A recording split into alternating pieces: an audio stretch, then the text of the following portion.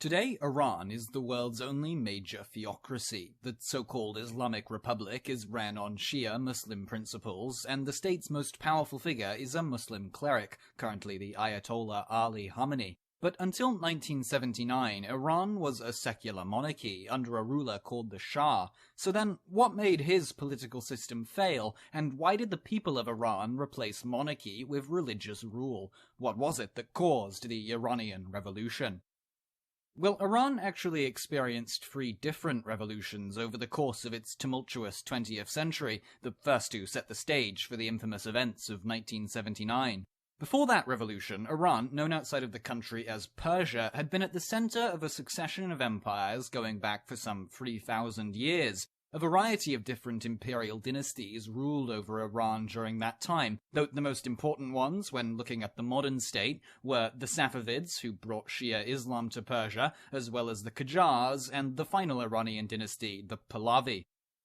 Iranians had been Muslim in one way or another for centuries before the Safavids, but Islam has a number of different sub-denominations, the largest of which, by far, is Sunni Islam, which the Safavids largely wiped out in Iran. In a distant second place is their favored Shi'ism. To oversimplify considerably, the main dispute between the Sunni and the Shia surrounds the right to lead the Islamic community, with the Shia believing that the grandson of Islam's Prophet Muhammad, Hussein ibn Ali, was wrongly denied that leadership and that only his descendants have the legitimacy to lead the faith. Though the first Safavid Shah was mostly interested in Shi'ism because his rivals, the neighboring Ottoman Empire, were Sunni. That choice saw Persia become one of the few Islamic countries with a Shia majority. And it stayed that way under the Qajar dynasty, which ruled for a long time and did a lot of things, but importantly for our purposes, it stuck to autocracy until the early 20th century, and it allowed Persia to come under the influence of foreign, non-Muslim powers, which, not surprisingly, made both secular and religious Iranians quite unhappy. And that brings us to the first of our 3 Iranian revolutions, the Constitutional Revolution of 1905. So the most important consequence of the Constitutional Revolution was the creation of the Majlis, or an elected Persian parliament, which actually still exists under the Islamic Republic today.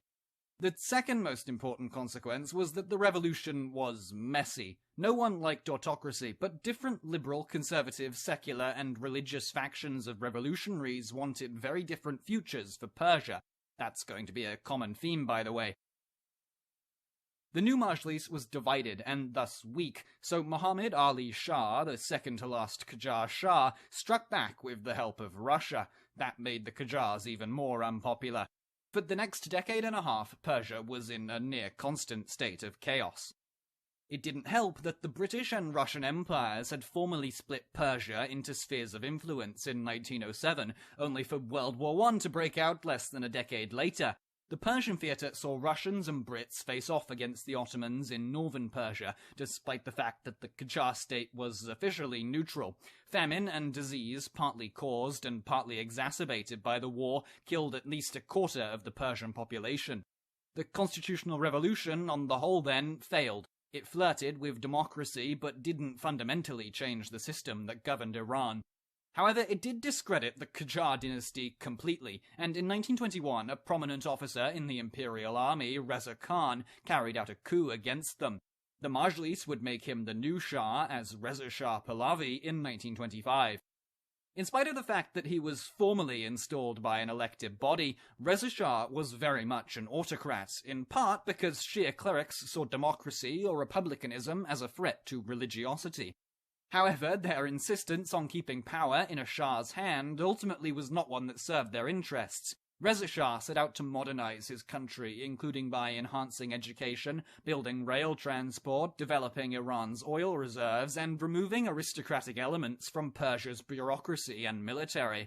Obviously, his support for meritocracy didn't extend to his position as Shah. In regards to religion, Reza Shah saw Shi'ism and Islam generally as foreign concepts, and emphasized Persia's pre-Islamic history as a key part of Iranian identity. Following in that vein, he officially changed the country's English name from the exonym Persia to the traditional Iran. Reza Shah failed to solve the problem of foreign influence in Iran, though, and in 1941, fearing that he might give Germany access to Iran's newly exploited oil reserves, Britain and the Soviet Union, Russia had gone through its own revolution, invaded. Reza Shah was deposed in favor of his son, Mohammad Reza Shah Pahlavi, often referred to as just the Shah, as he was the last one.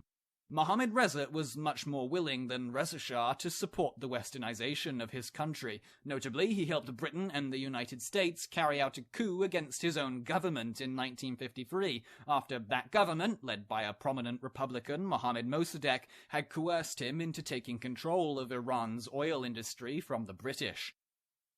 Okay, so because of Western help, the Shah was now effectively in total control of Iran, and with that power he began our second Iranian revolution, the White Revolution. It kicked off in 1963, and it lasted until the Shah's overthrow in 1979. The revolution consisted of 19 reforms that struck at the very heart of Iranian society and the economy. The Shah essentially took his father's modernization efforts and ramped them up to 11. Among other things, the White Revolution saw millions of peasant families become property owners as the state purchased land from feudal landlords and redistributed it to them.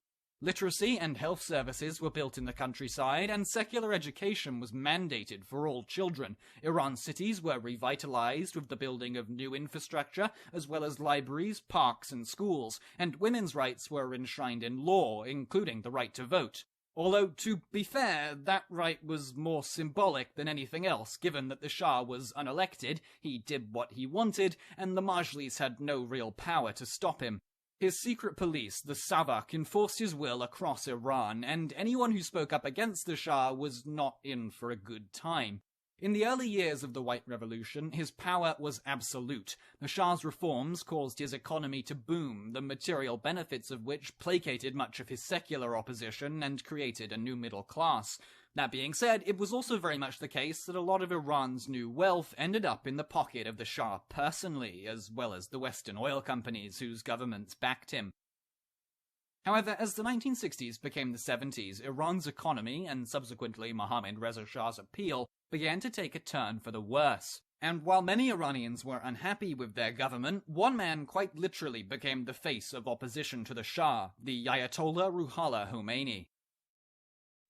While wealth may have temporarily pacified some reformists, it did not appeal to the Shia clergy, who, not wrongly, believed that the Shah wanted them sidelined.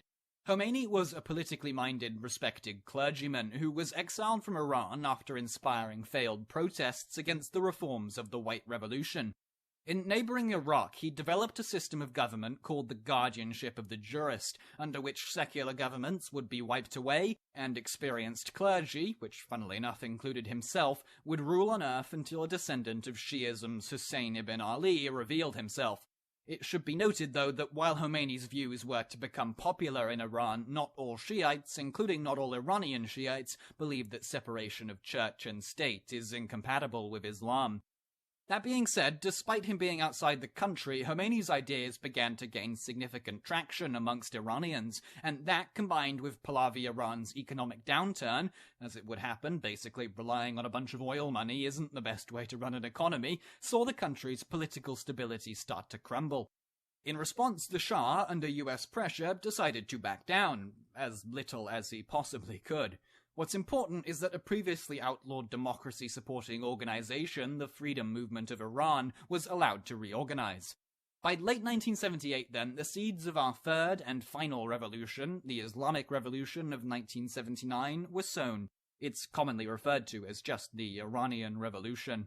The economically repressed youth of Iran, Democrats, and the Shia community rallying around Khomeini were now ready to openly oppose the Shah. In August, public protests against the operations of the Savak broke out, and the Shah declared martial law. So, in September, more protests erupted in the capital against, well, martial law. The protesters called for the end of the monarchy and the return of Khomeini to Iran. By then, he was operating out of France and had become an internationally noteworthy figure. The revolutionaries clashed, often violently, with the Iranian army, which was actually a fairly well-equipped and trained force due to Western aid. The United States, in particular, had no wish to see an Islamic government take over Iran, and while it did occasionally criticize his tactics, the US most definitely was on the Shah's side. The same could not be said about the army that it helped build, parts of which abandoned the Shah and joined the revolutionaries in December. Without them, Mohammad Reza Shah, in the face of near-universal public opposition, realized quite rightly that his time was up, and he fled the country for Egypt, never to return. Ayatollah Khomeini arrived triumphant in Iran on February 1st, 1979. But his job was not quite done. The Shah was gone, but Iran adopting the guardianship of the jurist as its new political system was far from a certainty. Most Iranians did, at least nominally, want an Islamic republic, but whether or not they understood and wanted what Khomeini was offering, and what Iran ultimately got, remains a matter of scholarly debate. It was a secular provisional government that initially replaced the Shah, one led by a Democrat and a member of the freedom movement of Iran, Mehdi Bazargan. But Khomeini, by using his widespread support with the population, was able to pressure Bazargan's government into doing basically whatever he wanted. So Iran's new constitution would include an elected president and a prime minister, not dissimilar to Western democracies like Germany, France, or Italy. But it would also have another position, one that would be held for life by Khomeini. He became the first supreme leader of Iran, the paramount religious, social, and political authority in the country. New supreme leaders were to be chosen by a so-called assembly of experts made up of Shia clerics. While the Majlis would remain, and even be given more power than it had under the Shah, a new Guardian Council, half of the members of which are directly appointed by the supreme leader, was given power to oversee and veto legislation. Over the course of the 20th century, the Iranian people demonstrated themselves to be quite unwilling to put up with oppression. They've now been trialling their Islamic Republic for over 40 years. Whether they will allow it to persist into the decades to come remains to be seen. While Iran's monarchy was toppled, another Middle Eastern state, Saudi Arabia, retains a powerful one to this day. To find out how that happened, you can check out the video to the left. If you enjoyed this one though, don't forget to subscribe for more, and as always, I've been James, and thank you for watching Look Back History.